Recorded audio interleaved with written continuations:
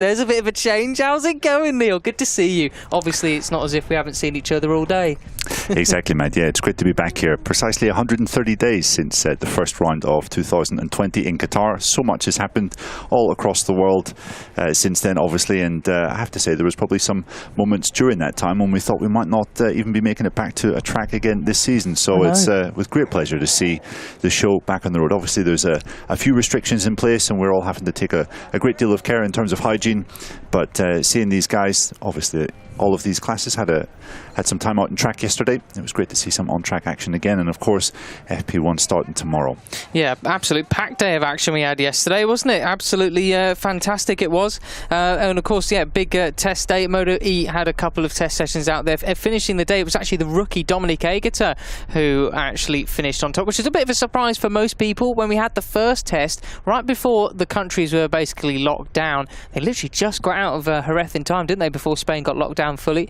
It was actually Matteo Ferrari and Eric Granado who were the top guys in that first test, which isn't so much of a surprise. The World Cup winner from last year doing extremely well, and Eric Granado, who came so strong at the end of last season. And he's always fast from the get-go, wasn't he? Just struggled a bit with consistency. Not surprised to see him up there as well, but we can talk a little bit about that. We have got some new faces as well as returning ones as well. There is Maria Herrera on your screens. They're back for another crack at it with the Open Bank Aspar team that we have there. She's got a new teammate this year as well, but we're trying to wait for it to see if we can get some more footage of the actual individual faces. As you can see, everybody wearing masks. They're unable to avoid social distancing, which when you're having a photo shoot sort of type situation, it is a little bit difficult. So everybody keeping safe with those masks on as well. Wear your masks at home, people.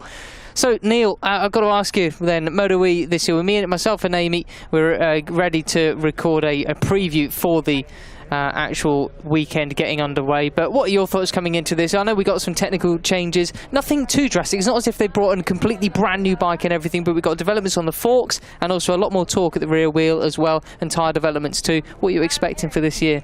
Yeah, I'm expecting a continuation of what we saw last year, Matt. I think the first running of the Moto E World Cup was a real success. We had 6 races in 2019. 5 of those resulted in final lap battles. We had a title fight that went all the way to the final lap of the final race, with just 11 points separating first and second. And we had 4 different race winners in that time, with 8 different men on the podium. So there was a great deal of variety, and we often saw really exciting racing to go with that as well. So I think this year in Moto E, we're going to see something quite similar, to be honest. We might have lost Bradley Smith, who was second in last year's series. He's now riding for Aprilia in MotoGP. We may have lost Hector Garzo, who was fourth in 2019. He's now riding in Moto2.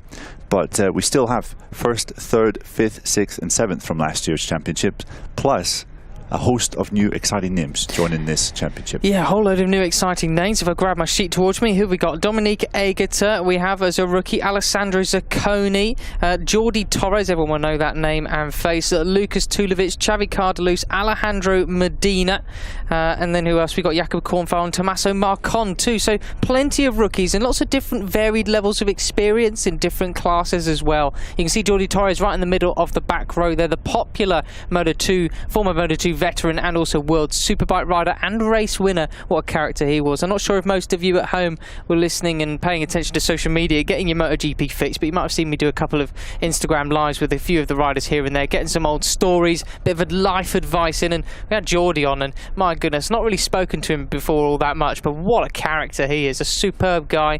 Had Dominic Aegerter on as well, and he was absolutely pumped and ready to go with this one. But what do you make of the rookies, Neil? Who are you looking out for the most? Yeah, some of the names that you just mentioned there, Matt. I think Aegerter, after his performances yesterday, will certainly have to be one to watch.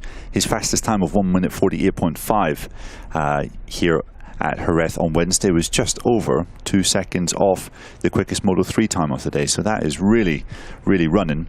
And I think Aegerter's performance is all the more impressive when you look at the guys that were second, third, fourth, fifth, sixth and seventh. They were all experienced Moto E riders. So for a rookie to come in and jump straight to the top, I think Egger could take some beating this weekend. Yeah, absolutely. But as we saw last year, Neil, so many times with these bikes and learning a completely new and different way of riding, actually some of the guys who are fast in FP1 or even pre-season testing, you might not find they're at the same level come the race weekend as well. I mean, I'm looking down the timesheets. Who was seriously fast last year? Who did we think was really going to run away with it? Nicky Tooley, of course, whose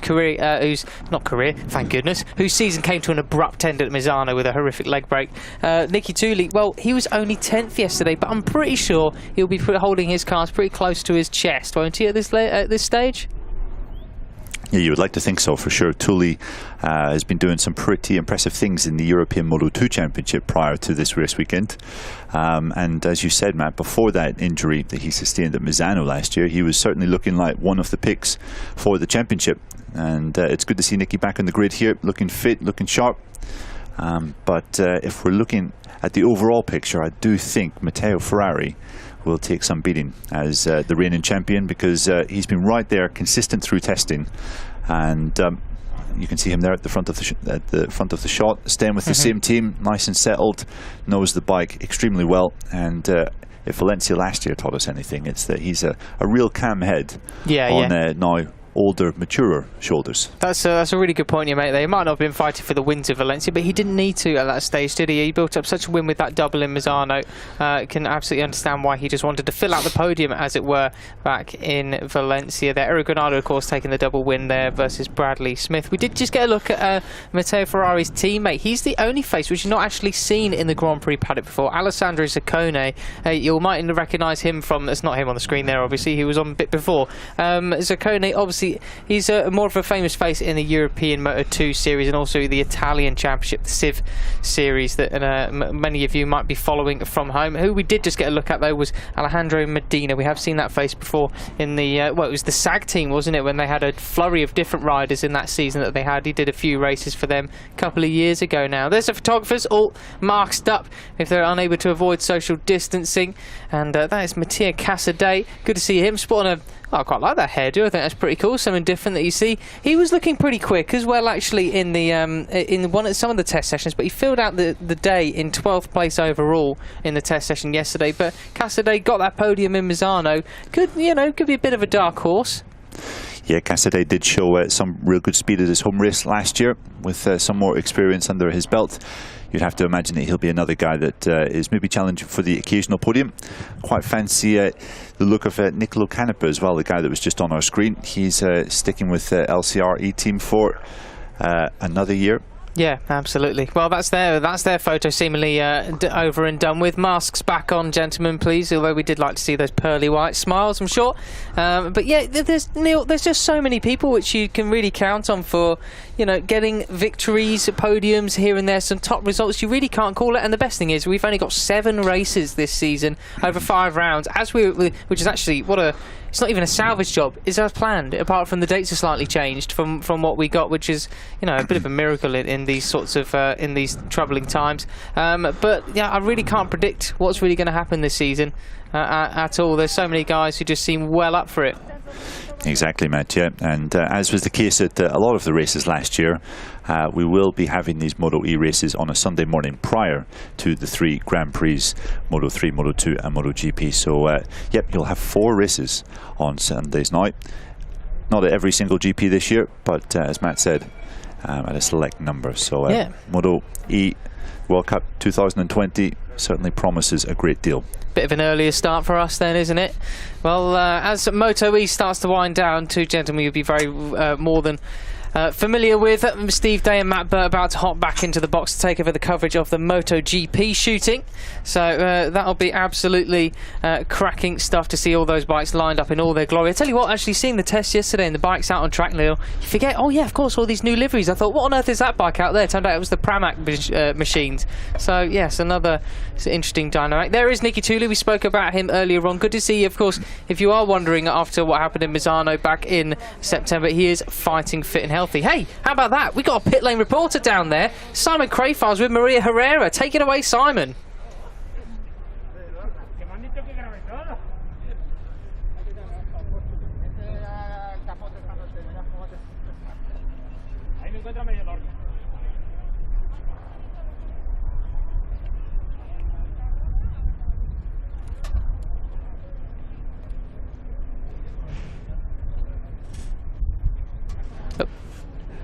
Sorry guys, new overline. Are you there? Yes, we're there. Yeah, we can still hear you. Okay, fantastic. Carry on. So, Maria.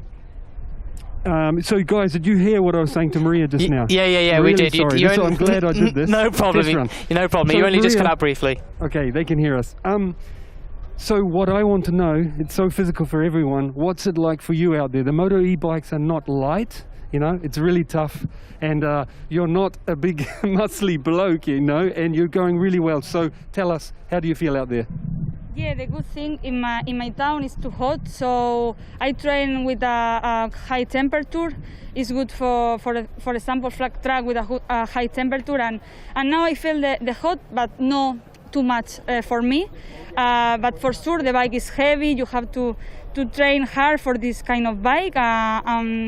And the new chains, chains on the bike is different about the last year. And I have to try to improve the setting for going faster, because 4 months without bike is too a long waiting for me. But well, the hot is for everybody, and I'm ready for that. Maria, thank you for your time and good luck this weekend. Thank you very much. Thank you very much for that, Simon. So, well, as you can see, MotoGP bikes on screen. I'm going to hand over to Steve Day and Matt Burt. Hopefully Steve remembers how to actually use all the commentary controls. Take it away, Steve. Oh, thank you very much. Yes, for a moment there, I didn't actually know what was going on and how to use the sound system, which is a good start. But hey, welcome back. If you didn't join us yesterday for After the Flag, then this will be the first time you've heard us for some while. I'm Steve Day, joined in the commentary box by Matt Burt. You've probably just heard Simon Crafar, and at last we get a first glimpse of the 2020 MotoGP grid. The bikes there of Aleix Espargaro and Miguel Oliveira waiting to come on. It has been 4 long months since these guys were out on circuit, but I have to say, based on yesterday's testing performances, it didn't feel like it. They were straight up to speed, especially the man riding this bike, number 12, the Monster Energy Yamaha of Maverick Vinales. But Matt, we'll probably repeat all of this again tomorrow when we go live with FP1, but it is fantastic to be back in it. I think after yesterday's test, because we've done so many After the Flags, it didn't quite feel like it's real, but now it does, because the photo shoot's about to start. Yeah, long overdue. Great to be back. Great to be back in the commentary box with you, mate. 4 months without any MotoGP action. Can't wait for FP1 tomorrow morning. Andrea Dovizioso's factory Ducati comes to the grid for this very special photo shoot. A factory Ducati, which we don't know actually whether Andrea Dovizioso will be riding next year, of course. Perhaps more on that later. But of course, the bike that's been second in the World Championship in 2017, 2018, and 2019 comes alongside the bike they're all trying to beat, number 93, Marc Marquez. Looked in pretty good nick in that test yesterday as well. It did, didn't it? Yes, Marc Marquez coming into this one as the man to beat still, Matt. I think last year we could safely say there was nobody better in the world. Nobody even came close to Marc Marquez. But the question is, can that change here over what we think at the moment is initially a 13-round championship? That could change, of course.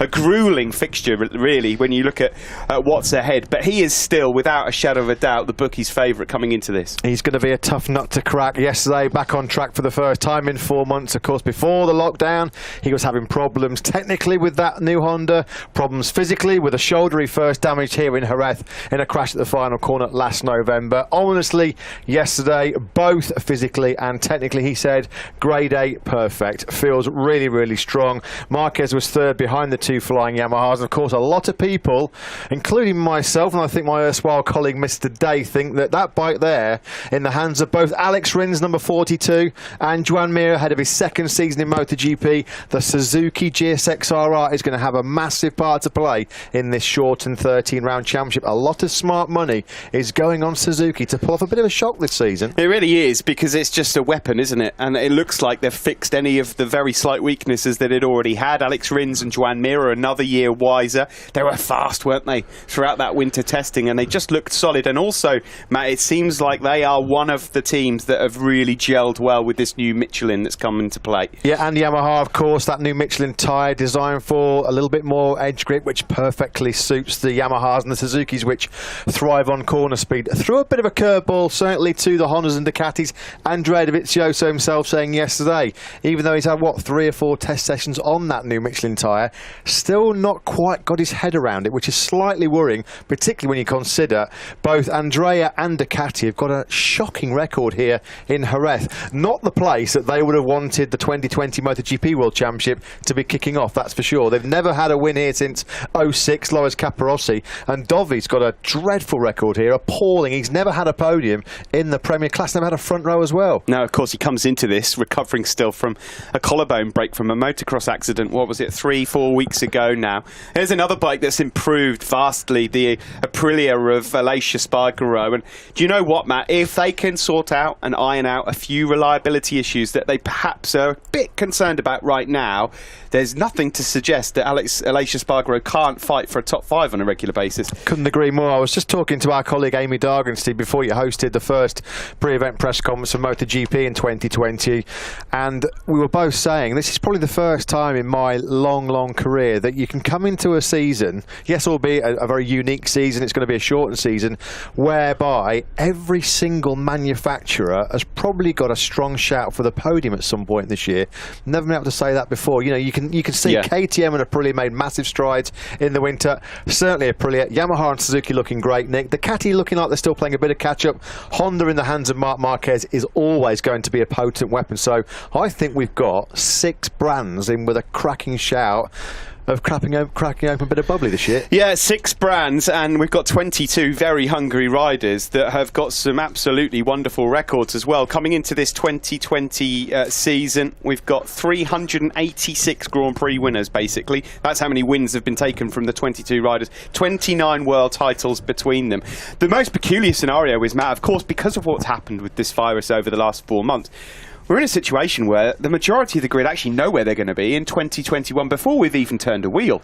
Yes, we had that 4-month lockdown, and MotoGP was not resting because there's been a lot of deals done behind the scenes. Of course, we knew pre-season that Marc Marquez was staying with HRC, an unprecedented 4-year contract for Marquez. Maverick Vinales, of course, staying in the Monster Energy Yamaha factory team, joined by Fabio Quartararo. No great surprise there. One of the big movers, it was confirmed very recently. There's been a lot of hot gossip about that during lockdown. The owner of that number 44 plate, currently on a Red Bull KTM, well, he's on the move. Pol Espargaro moving to Repsol Honda next year, joining up with his career-long rival Marc Marquez. A bit of a reshuffling of the pack at Honda. Of course, that now means that Alex Marquez, without even turning a wheel in anger in a race for HRC, is out of Repsol Honda. He's going to be with LCR Honda. Cal Crutchlow's out as well. Cal Crutchlow sniffing around, seems like Aprilia. Some noises about Ducati as well. Where will Cal end up? It certainly looks like he will be on the MotoGP grid next year. Not really seriously entertaining a World Superbike switch. Alberto Puig, HRC team manager, did say they'd love Cal to go to World Superbikes. A seat for him guaranteed if he wanted it with Alvaro Bautista. But it looks like Cal feels like he's still got a bit to offer in MotoGP. Yeah, we caught up with him, didn't we, briefly earlier. We should just point out, at a safe social distance. And yeah, he was kind of making noises as if to say there's enough here for me to play with to get myself a ride in the World Championship next year. Could it be on a Pramac Ducati? Well, this bike, the owner of, is a man on the move in 2021 as well. Jack Miller at 13 races left of his Pramac Ducati career, and next year he's got the dream chance. What a move for Jack Miller, following in the footsteps of Aussie legend Casey Stoner. He'll be an Australian in the factory Ducati team when we kick off 2021. Golden opportunity for Miller to really fulfill his ambitions of fighting for the World Championship. That bike looks gorgeous, by the way, the new Pramac Ducati. I've got to say, that looks really nice, and the new number as well for Jack with the Australian flag with a number, that just looks hot. Really like that. Okay, now let's pop down to pit lane. Some of you might not have heard Simon's voice for a while. We're going to say a very good afternoon to Simon, probably baking down in pit lane at the moment. Si, how are you getting on? I believe you've got Wilco Zeelenberg with you. I have, guys. Can you hear me here? I'm trying out some completely new equipment. We can hear you loud and clear. Brilliant. Yeah, hey, I'm not baking. I'm not going to complain at all because I've got some shade. Tomorrow I'm going to suffer. The suffering will start. But yes, I've got Wilco with me. And first of all, Wilco, I'd love a little bit of a summary coming into the second season, because first season went so well, and you've got the same riders, you've got some new machinery. How do you feel going into the weekend? Well, yeah, I think it has been a very difficult path to come back here. Basically, the path we walked, was difficult. Basically, because of the corona, of course, we had to make many tests, and I think a big chapeau to the organization, because I think they have been working very, very hard to get this done. And basically, the whole pedal worked really well to be here, and also we are happy to be here. But of course, the atmosphere is strange. But we cannot wait to start. And as you said, we have Fabio on the factory bike, and the two same riders, and both are very fit. I can tell you that. So we are looking forward to tomorrow. Just pull this 2-meter pole back to me, Wilco. Can you give us an idea where you think the new bike or the new machine is better, and like that Fabio has, but also on the other side of the garage, is there any advantages for Frankie riding the old bike? Yeah, of course, these questions are also in the heads of everybody, because as soon as you jump on something new, and there are better aspects, but also, you don't have the experience from the old bike. And I think probably Frankie is on the experienced bike, and he can grab benefit from that. And but also, of course, we hope that the new bike, we can use this whole potentially, especially here in Jerez. The bike always steers very well.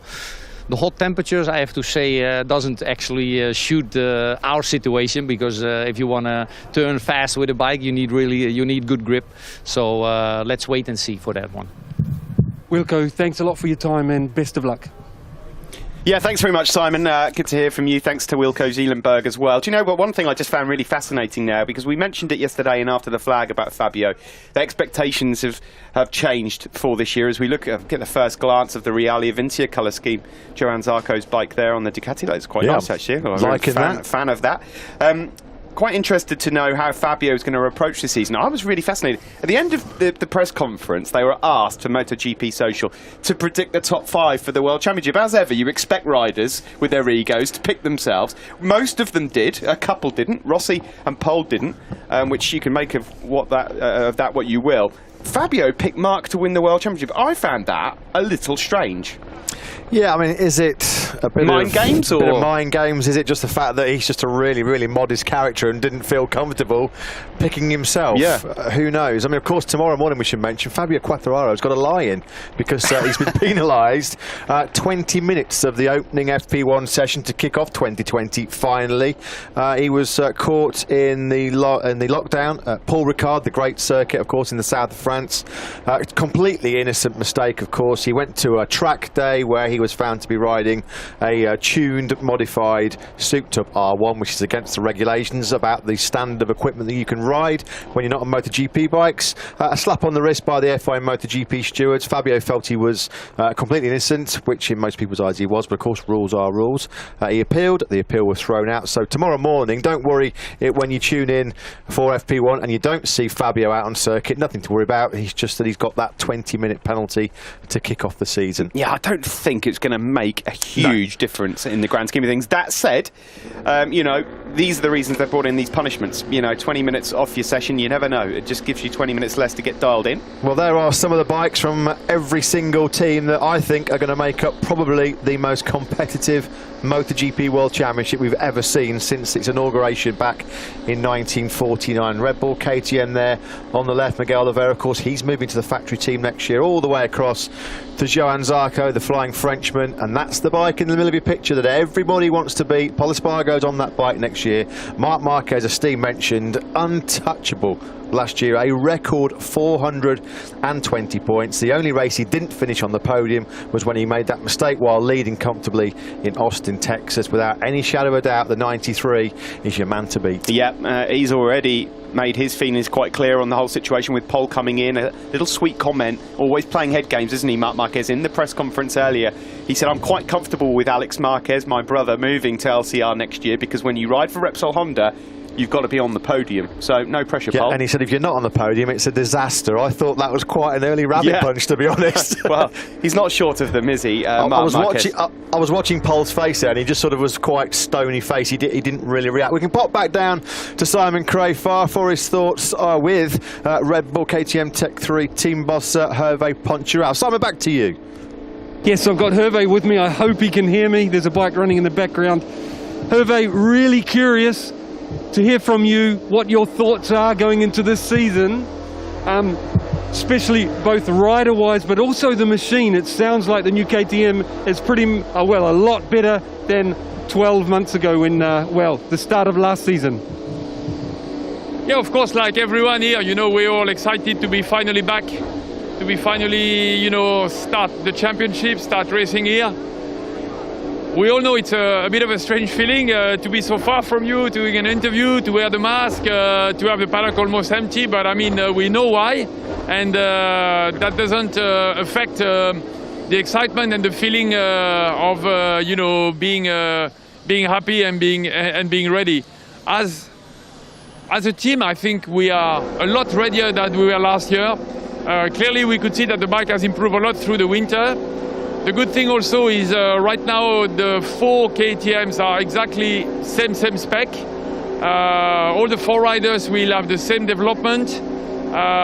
For sure that will help the development to speed up. We could see yesterday that Miguel ended up the morning session in 8th position. Overall day in 11th position. It was a bit more difficult in the afternoon because of the temperature. But we feel good. We feel good. We feel more ready than last year, as I said. We feel closer to the top guys. I think the 6 factories are really close to each other. We are also very happy to see Miguel fully fit, because since last year, Silverstone, he was half of Miguel we are having. And we're also very happy to see Iker finally, as a proper MotoGP rider. And it's very impressive to see the difference of data, the difference of riding style he's having now compared to November Jerez when we were testing here. So we're happy. We know that the grid is very competitive. We are, of course, not aiming to win here. People will think I've been drinking or I'm pretentious. But I think we can have a great round 1.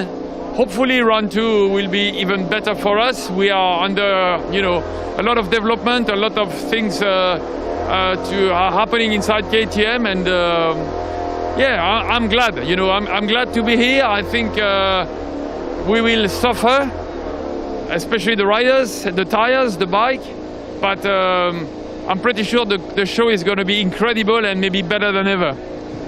Hervé, thank you.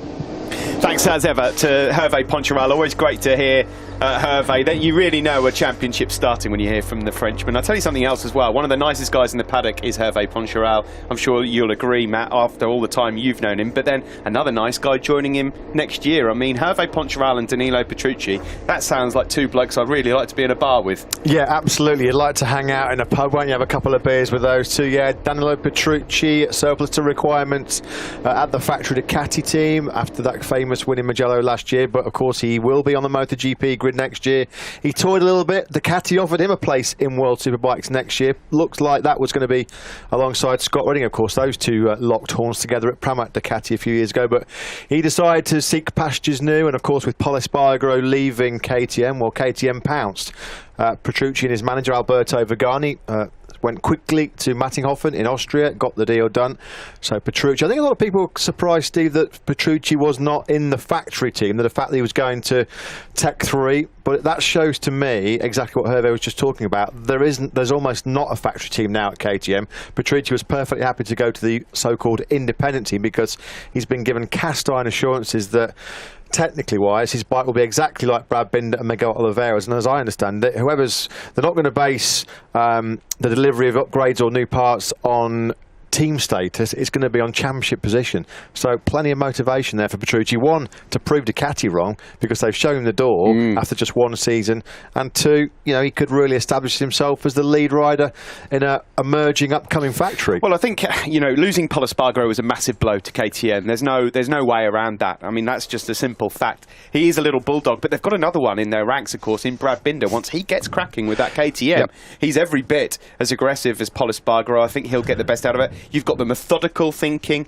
very quick Miguel Oliveira, the experience now of Danilo Petrucci with everything that he has learned and gained from Ducati, and then of course you've got the young whippersnapper, really, haven't you, Iker Lecuona, who is only 52 Grand Prix into his career. So it is a fresh team with a little sprinkling of experience as well. So I don't think they've done bad out of it. Very nice blend of experience and youthful talent coming through. There's nothing that Miguel Oliveira and Brad Binder don't know about each other. They know each other better in the backs of their own hands. They've been together with KTM in Moto 3, in Moto 2, and that's a good dynamic there because they've always pushed each other. They've always found themselves to be on the same level. As my mobile phone decides to first high side of the season, launch itself across the commentary box. But yeah, you know me, Steve, hands up here in the commentary box. I'm a fully paid up member of the Brad Binder fan club. Yesterday, never ridden a MotoGP bike in Jerez. Scorching hot, difficult, taxing conditions. 4 months off the bike, and he came in at one point. Yes, he did drop down the rankings, but he was 6th at one stage. If you're in the side of the top 6 in any circumstance, in any MotoGP session, you've got something about you. Can't wait to see as his experience grows. South Africa's got a massive star on their hands. Well, there. I mean, that's the key thing once the experience grows, because the thing is, Matt, this calendar is so brutal. The races are coming thick and fast. We've got 5 races in the next 6 weeks. One thing he's got to do, and I'm sure he will do, because the KTM will keep him grounded, and he's that way in his mind, is he needs to keep it up right early on and not try and break any records, because 28 laps around Jerez when you've been off a bike for 4 months is going to hurt. It's going to be survival of the fittest here on Sunday, mentally and physically. And he's never been in a race on a MotoGP bike. I mean, that's a whole different ballgame. Scorched hillsides around this famous circuit in Jerez, of course. We normally come here in early May when temperatures can be pretty hot. Right now, though, in mid-July, it's been absolutely blazing sunshine. Not a single cloud in the sky since we hopped off the plane on Tuesday morning. Temperatures, ambient temperatures, nudging quite close to 40 degrees. Track temperatures, Wilco Zeelenberg and Hervé Poncharal touched upon. Michelin having to contend with track temperatures you normally see in the sort of Southeast Asian tropical climates, Buriram and Sepang. It's going to be brutal for the teams and the riders on Sunday. We think it's going to actually get hotter, and we've been walking around the paddock a couple of times, Steve, just to get our lunch. Of course, there's some pretty heavy restrictions on movement around the paddock with the new health and safety protocol, but just walking 100 yards, you're gasping for a gulp of water. Compared to May here now, we're experiencing temperatures at, I'd say on average 10 to 15 degrees hotter. You forget, don't you, really? We're deep in the south of Spain. As the crow flies, we're probably not more than 150 miles away from North Africa. So at this time of year, it is hot. Yeah, it is really hot. I mean, these guys are going to go through the mill here this weekend. On Sunday, as we said, temperatures, maybe track temperatures of over 60 degrees. It's going to be a proper test for everybody out there. But it's the same for everyone. That's what we must just point out. Of course, we're here in Jerez for 2 weeks, then 1 weekend off where we'll travel back home and we'll all be tested again before our arrival back into Brno, and then 2 Austrias as well. Just, I am so fascinated about the dynamics of how this World Championship goes as opposed to a normal World Championship in inverted commas, because no one actually knows how many rounds the World Championship is at this moment in time, Matt. I mean, let's just keep, I'm touching wood here, fingers crossed we don't have anything that prevents us from completing the full 13 rounds. Although, let's just be quite straight here, this virus is not gone yet. Tito Rabat. But, you know, you're going to have to fly from the off, but at the same time, try not to get injured. It's a fine balancing act. It's going to be absolutely fascinating. Right, the riders are about to make their way onto the grid, and Simon is down in pit lane, has picked one off already. Tito Rabat, ahead of his 2 home Grand Prix, is down in pit lane with Simon.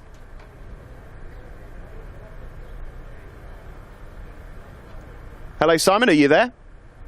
We've just lost Simon for the time being. He just let us know that he was with Tito Rabat, but I can't hear him at the moment. But hopefully we'll have the former Moto2 world champion out very soon. Of course, he was spending a lot of his lockdown testing as he loves to do. He just loves getting on a motorbike. He was doing a bit of the esports as well. Quite the character, actually. He really did make me crack up so many times on those virtual GP races. I mean, one of his best lines I think ever was when he was asking some of his other MotoGP riders, guys, do you ever get arm pump on a MotoGP bike? And they were like, yeah, of course we do. And he was like, well, I've never ever had arm pump riding a MotoGP bike, but I'm getting chronic arm pump operating a PlayStation 4. Absolutely brilliant. That is the new look MotoGP arena.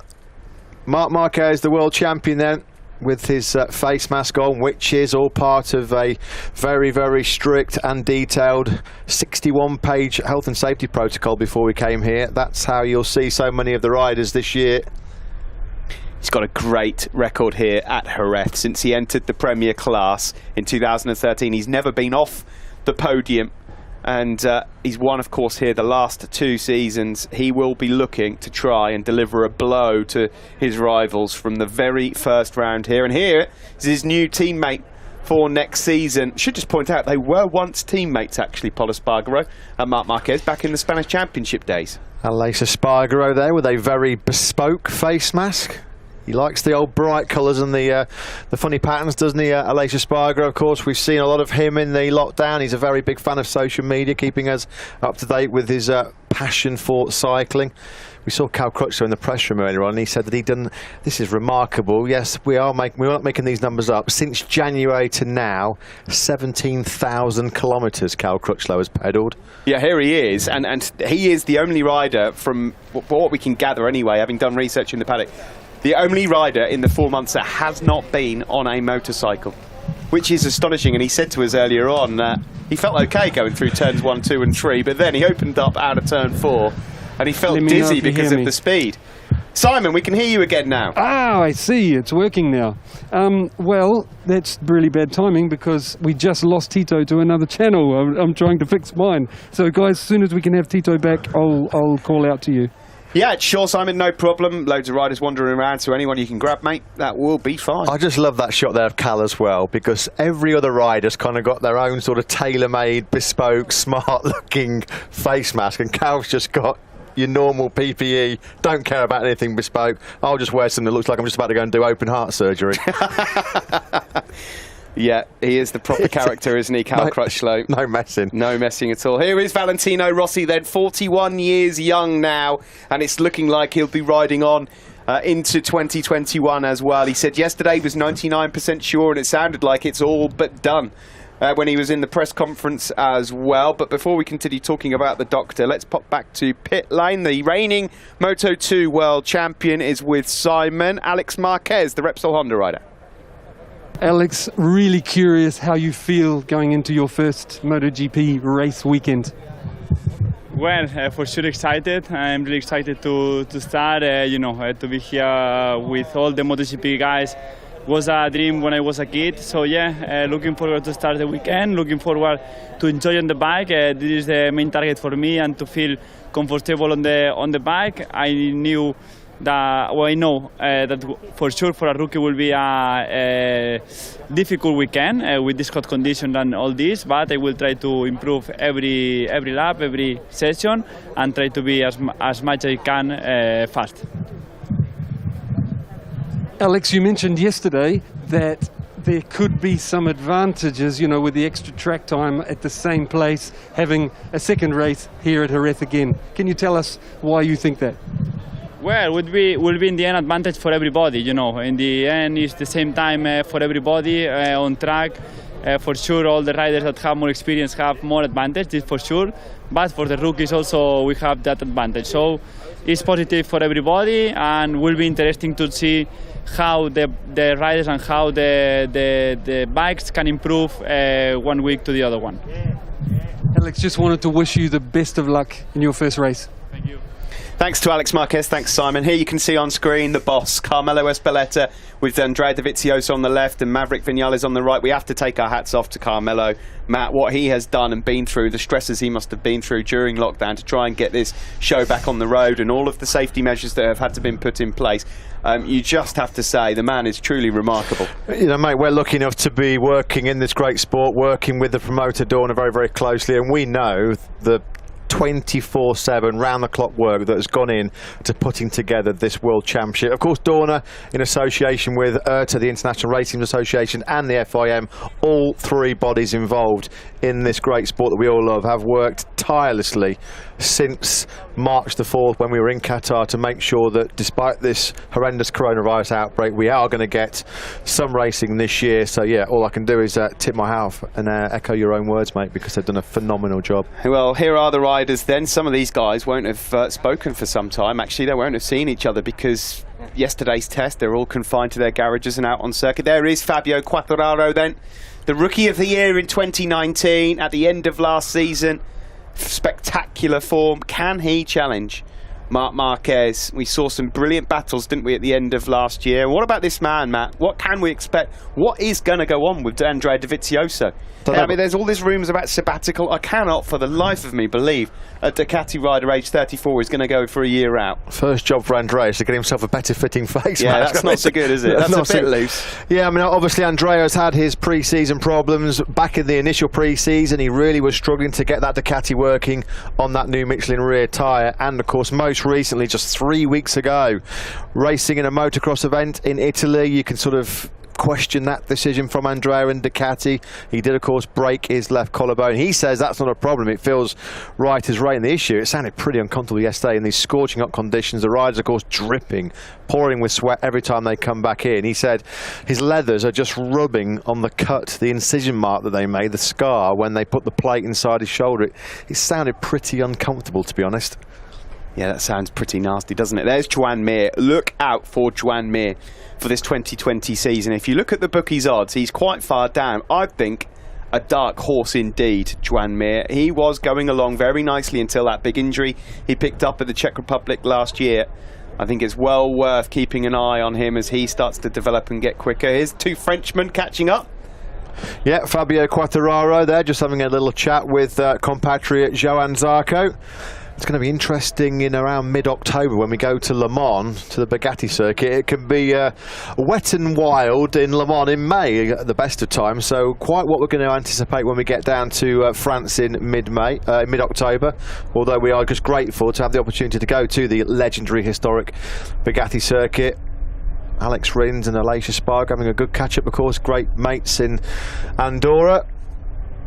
A lot of people think that Alex Rins has got all the tools, the Suzuki looking the best it's done for a long, long time, to really push Marquez, Quartararo and Viñales for the title this year.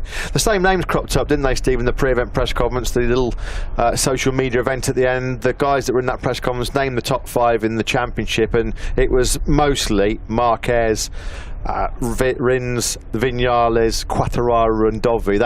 There was a recurring theme, wasn't there? There was no sort of like real surprises, shall we say. No, you'd be hard pushed to argue with any of that, wouldn't you? There's a little shot for the Italian fans back at home. Franco Morbidelli on the far left next to Danilo Petrucci, Valentino Rossi, Pecco Bagnaia and Andrea Dovizioso as well. Looks like Franco Morbidelli's been growing the locks over the lockdown.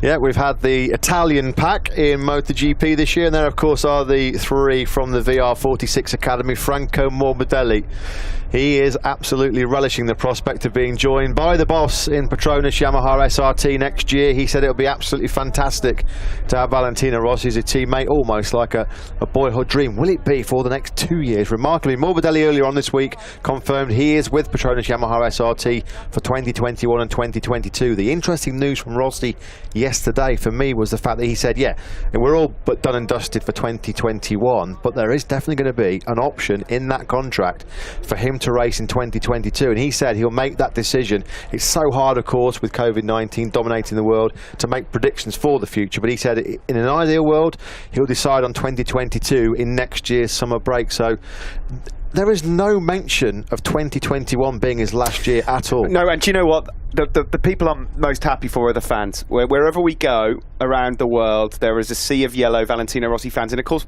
we are racing without fans behind closed doors at this moment in time. So hopefully, fingers crossed, if we can move forward in trying to tackle this virus, we'll be able to see fans again, maybe even as early as late this year, or hopefully certainly next year.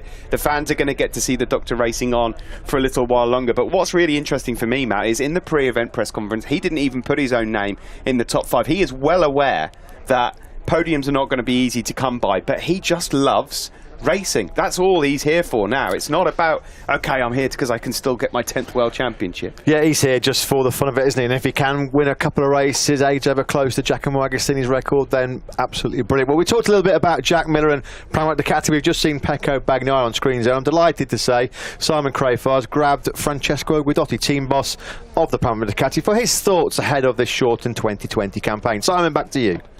So I do have Francesco with me. Francesco, you're another team manager that has the same riders and the same machines, but the machines have improved a little. I want to know the differences you feel or you see going into this season compared to last. On a sporting side, there's a lot of differences because Pecco has 1 year experience. And he upgraded on a technical side with the bike, so he has the current Ducati Desmo 16, no more the old one model. So we expect from him a big step ahead. And with the experience he had last year, I think he is able to approach this season, this tricky season, in a good way. I mean, in the proper way. 1 year sounds.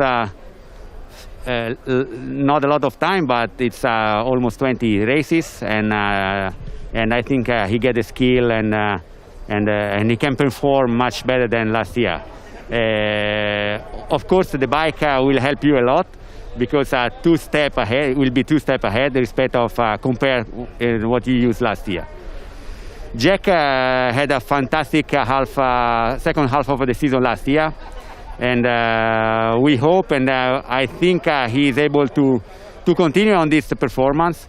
He also signed a contract for next year, going to the factory team. So this, I think, will give him the right motivation to make the last step. Francesco, thank you. Yeah, thanks to Simon Crafar. Thanks, as always, to Francesco Guidotti. Always interesting to hear the Italians' thoughts. Yeah, they've done their job, haven't they? It's the independent team that's supposed to draft in young talent and groom them, get ready for a factory berth at Ducati. So they've done perfectly over the last 2 times, haven't they? Petrucci was in Pramac and then moved up to the factory Ducati seat, and Jack Miller will do the same as well. Don't forget, guys, at home, there's a fantasy league for MotoGP at the moment. Get involved. Me and Matt have already picked ours. You get to pick a constructor and 4 riders. You get to bring in transfers as the season goes on. We've got a bit of an in-house league going on here at Dorna Towers. But me and Matt have already got our teams booked. Matt's gone for a brilliant team name. I've gone for a sort of slightly more British-based name. Strepsil Honda, I believe, is what Matt's gone. There are some. I can't even mention some of the other team names in there because they're not really fit for air purposes. But MotoGP Fantasy, get involved before Saturday qualifying because that's your best chance of winning some brilliant prizes. Yeah, I've got nothing to hide, and I'm usually an absolutely terrible predictor. But so here's my team. I've gone for Quartararo, Viñales. Yamaha as my manufacturer, and perfect timing. I've gone for both Suzuki men. I went for that man, Joan Mir and Alex Rins. Don't let me down, guys. Yeah, we're not far away on that. I mean, most people will be thinking, how have you not gone for Marc Marquez? Well, quite simply, he was too expensive. And I wanted to protect my money because there's a budget in the MotoGP Fantasy. So I've gone almost identical team to my colleague here next to me in the commentary box. The only difference being I've gone for Jack Miller over Joan Mir. So sadly, the fans can't be with us in person at these events at the moment, but another great way to get involved in this year's championship.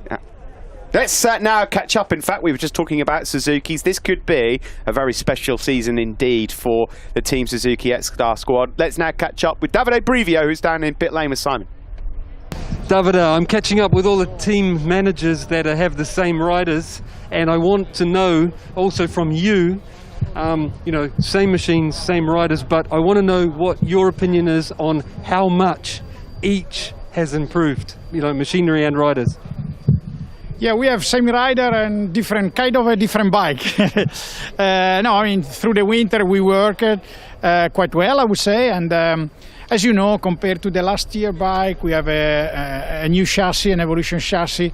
We have improved the engine, and so which is the most important parts of the bike. Then, of course, we went to adjust and try to improve small things, and but also the riders. The riders, I have to say, they improve. First of all, Alex has been working very hard through the winter, and also he used quite well the lockdown to stay fit. And I felt him coming here very positive, relaxed, happy, in a good mood. So this is important, and I think also analyzing the last year, we found something that could have been better. Like the last part of the season, we were not consistent in a result, and as everybody knows, maybe in a qualifying, we were not sometimes brilliant. So we try to work on all these things. We will see. We will see what we fix, if we fix something or not. So, but yeah, I expect some improvement on the weak areas we had last year, and let's see how much. And of course, Joan Mir as well is in his second year. He's no longer a rookie. And of course, after 1 year experience during the winter, you think about and you go through all the season trying to improve. So, we can see in a winter that he made a step forward, and he has clearly improved. So now we have to see how he can use this first year experience in his second season. And so overall, I would say, on the paper, before we start, it looks like everything has improved. I don't know how much, I don't know if it's enough, and we will see if we improve in the right way. Something I heard yesterday is that Joan Mir did that last session with the hard rear tyre, which is not really good for a time, obviously, and he ended up the session well towards the front. Do you think that, from my point of view, it bodes well for the weekend? Do you feel the same, or...? Yeah, no, okay. Yesterday was a test. We tried to find out, let's say, the different tire. He used the soft tire before, and he made a good lap time. And then it was an opportunity to collect information. Of course, we have to continue this job tomorrow. This weekend we have an advantage because already having practicing for 3 hours, you already did some job. But okay, tomorrow we still have to go through the tires because especially on the front, we need to check and to understand which is the option. On the rear we have some idea, but we are facing Jerez in a very difficult, different situation because we never came here with such a hot conditions. It will be hard for the physical condition of the rider, but also for the tires, for everything. So we have to go through, and will be important the session we will have in the afternoon at 2 o'clock, the race time. And so yeah, we continue the job. Of course, we collected some information. We try to finish, but we feel we're ready and very interesting and very curious to see where we are. Just before I let you go, it may seem obvious, but it feels like Suzuki's their best ever potential, best chance to do something with their best ever season. Does it feel like that to you from the inside? Yeah, I'm quite pleased because it looks, again, before the start, but it looks like our project that we created a few years ago is coming through, because we wanted to try to build a team with 2 riders able to stay in the top group and fighting for the podium, for the top positions. And even more challenging, we wanted to build up our own riders, So we took Alex Rins as a rookie from Moto2, we took Joan Mir as a rookie from Moto2, and the ambition, the dream, is to get them within the top riders. Means fighting maybe within the group of 5, 6, 7 riders, fighting for the top position. So sometimes you get in a podium, sometimes you finish 7, sometimes you win, so whatever. But to be in the battle. So to come to the race on Friday morning, start practice and say, okay, let's see if we can do or not, And so I'm quite pleased because it's all looks like going well. this process, and we will see. But yeah, I think the potential is good because both riders, they're very talented. We can say they are within top riders group. I don't know how big is this group, but we are there, and we want to stay there. Davide, thank you for your time, and best of luck achieving your mission. Thanks very much to you, Simon Crafar there, asking the questions to the team boss at Suzuki, Davide Brivio. Right, the riders have been on the grid, 22 of them, Matt, suited and booted, and we're ready to rock. Your class of 2020 finally ready to rock and roll. We've waited a long time. I don't think those guys are going to disappoint this year. I think it's going to be 13 breathless and breathtaking races coming your way. Valentino Rossi, the old warhorse, walks off. He's about to start his 25th season in the World Championship. The KTM bound Danilo Petrucci took a nasty whack yesterday, did Petrucci at turn 11, a very fast crash on some oil dropped by Aleix Espargaro Aprilia. And there have been the two main men in the championship over the last 3 years, Andrea Dovizioso and Marc Marquez. Will Maverick Vinales and Fabio Quartararo get their names in the title hunt? Will Alex Rins and Joan Mir also have a big part to play? Thankfully, the answer coming up very, very soon. Yeah, you saw Marc Marquez there with the banner at the front, racing for them, hashtag racing for them, hashtag racing together in honour of those affected by COVID-19, and we echo those sentiments here to all of you. Hopefully motorcycle racing being back on your TV screen is going to bring a smile back to your face in what has been a very, very dark time. And I'll tell you something else as well, if you love your bike racing, you're in for a treat because it is non-stop. We've got 2 races in Jerez in the next 2 weeks. World Superbike are then here in Jerez, the weekend off for us, and then we're back in Brno in Austria, so it's just non-stop action. Yeah, make sure you book a place on the sofa for the rest of the season. It's going to be different, it's going to be unique, but I think we're going to have some absolutely fantastic racing. I think it's going to be the closest World Championship we've ever had. The talent pool is so deep. 6 manufacturers have rolled out very, very competitive motorcycles. I think I'm not going to get much sleep tonight. I'm going to be like a kid on Christmas morning tomorrow.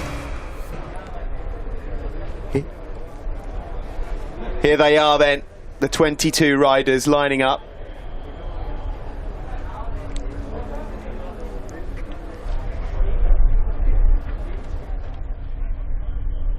The grid for 2020 getting ready now. We've got just about a minute left on air, Simon, and I know that you've got Jack Miller with you. I don't know if you could get him to just say a few words by all means, but we're going to have to cut off pretty quickly. We've got a minute left on air, but over to you. Okay, we've got 1 minute, Jack, and I really want to hear how crazy is that heat out there? What's it like to ride in? Yeah, I mean, as you can see, I mean, even the pitches are hard work in this weather, but no, it is pretty brutal. But, you know, we're here, we're ready to race. I think everyone's, put in the work, so should be a good weekend.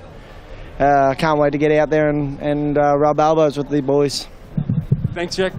Yeah, thanks to Jack, thanks to Simon, and thanks to all of you for tuning in. That's it for now.